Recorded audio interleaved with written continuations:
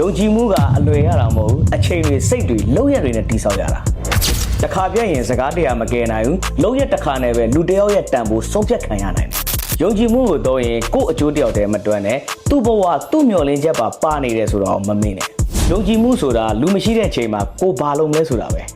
စောင့်ကြည့်မဲ့သူမရှိတဲ့နေရာမှာကိုမှန်မှန်လုံနိုင်ရင်အဲ့ဒီနေရာကိုနိုင်ရတဲ့နေပဲ